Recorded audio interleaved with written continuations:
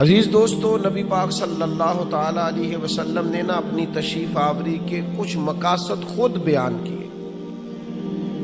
ان میں سے ایک مقصد نبی کریم صلی اللہ تعالی علیہ وسلم نے بیان کیا جو بخاری میں موجود ہے۔ فرمایا، میں اخلاق عالیہ کی تکمیل کرنے کے لیے دنیا میں مبعوث کیا گیا ہوں۔ تمہارے اخلاق کو سنوارنے کے لیے، طرز زندگی، طرز معاشرت، طرز معیشت، ان سب چیزوں میں اخلاقی غلبے کے لیے میں مبعوث کیا گیا۔ اور خود نبی پاک علیہ السلام کے اخلاق کے بارے میں اللہ نے فرمایا، وَإِنَّكَ لَعَلَىٰ خُلُقٍ عَظِيمٍ، اے محبوب آپ تو عظیم اخلاق پر ہیں، آپ کا خلق تو عظیم ہے۔ کچھ صفات ہمیں بڑی جلدی اخلاق حسنہ کی اپنانے کی ضرورت، اس لیے کہ جو بے راہ روی ہے اس کو صرف نعروں سے نہیں روکا جا سکتا۔ جو ہماری طبیعتوں میں اضطراب ہے وہ صرف اچھی مجالس سے ہی فقط کر دینے سے ختم نہیں ہوگا۔ ہمیں ان مجالس سے پھوٹنے والی ضیاء سے، ان مجالس سے ملنے والے سبق سے، ان محافل کے انعقاد پر مرتب ہونے والی نصیحت سے، ملنے والی نصیحت سے ہمیں اپنے اوپر عملاً کچھ چیزوں کا نفاذ کرنا ہوگا۔ مثلا ایک چیز بڑی تیزی سے پھیل گئی ہے، وہ ہے بے چینی، بے قراری، اضطراب، دوڑ دھوپ، حلم کا نہ ہونا، برداشت کا نہ ہونا۔ اور میں آپ کی خدمت میں عرض کروں، یہ عدم برداشت یہ عالمی مسئلہ بن گیا۔ کسی چیز کو لوگ قبول نہیں کرتے، مزاجوں میں ٹھہراؤ نہیں ہے، دل تنگ ہوتے نظر آتے ہیں، چھوٹی باتیں لوگ کرتے ہیں۔ عرب کی سوسائٹی کے اندر لوگ سخت مزاج تھے، وہاں کے جو بدو تھے ان کی ترش روئی کا ہر آدمی شکوہ کرتا تھا، ان کا لہجہ پتھروں سے زیادہ سخت تھا۔ پر نبی کریم صلی اللہ تعالی علیہ وسلم نے اس حلم کا مظاہرہ فرمایا، حضور نے اس بردباری کا مظاہرہ فرمایا۔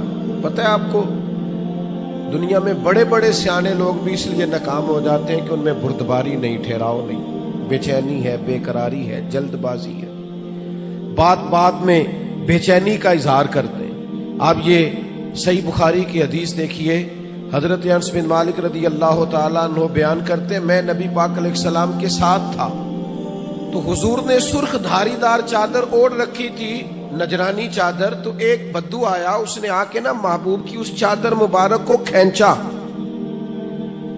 آپ فرماتے میں نے خود دیکھا حضور کی مقدس گردن پر اس کا نشان پڑ گیا چادر کا۔ اور جب حضور نے اس کی طرف توجہ کی تو پتہ کیا کہتا ہے؟ کہتا ہے وہ جو اللہ نے مال آپ کو دیا اس میں سے مجھے بھی کچھ عطا کرے۔ یعنی سوالی بن کے آیا ہے، مانگنے آیا، اور حال یہ ہے کہ مقدس چادر کو پکڑ کے کھینچ رہا ہے، اور اس سختی سے کھینچ رہا ہے کہ گردن پر نشان پڑ گئے۔ پر جناب انس بن مالک فرماتے ہیں اس کی حرکت اتنی سخت تھی کہ محبوب کی مقدس وجود اطہر پر وہ نشان چھوڑ گئی۔ لیکن جب اس نے کہا میں کچھ مانگنے آیا ہوں، تو فرماتے ہیں اس وقت میرا قربان ہونے کو جی چاہا جب حضور نے بات سنی اور مسکرانا شروع کر دیا۔ یہ کمال اللہ نے صرف محبوب کریم کو عطا فرمایا ہے، وہ اپنے پرائے کا غم کھانے والا، مرادیں غریبوں کی بر لانے والا، مصیبت میں غیروں کے کام آنے والا۔ یعنی وہ اس سختی سے مکالمہ کر رہا ہے کہ مقدس چادر پکڑ کے کھینچ رہا ہے۔ ہمارا دروازہ کو زور سے بجا دے نا فقیر کبھی، تو ہم کہتے ہیں بھائی تو خیرات لینے آیا ہے کہ قرضہ لینے آیا ہے؟ توڑے گا تو دروازہ؟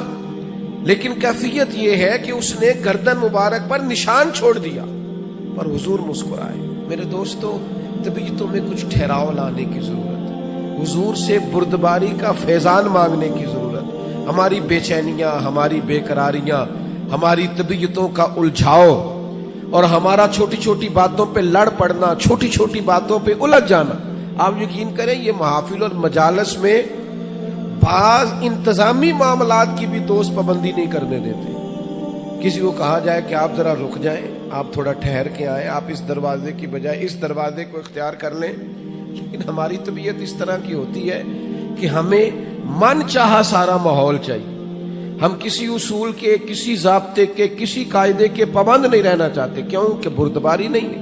نوجوانوں، علم بھی اسی بندے کا کام آئے گا جس میں بردباری ہوگی، بزرگ بھی وہی کہلائے گا جس میں بردباری ہوگی، سمجھدار بھی اسے کہا جائے گا جس میں علم ہوگا، قوت برداشت ہوگی، جس کا سینہ کشادہ ہوگا۔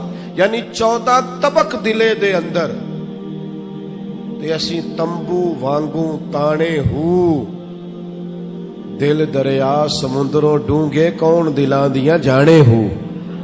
آپ کا کشادہ سینہ یہ دراصل، اور پھر ایک اور اہم چیز ہم نے اپنے نبی کریم علیہ السلام سے سیکھنی ہے، وہ ہے شجاعت، بہادری۔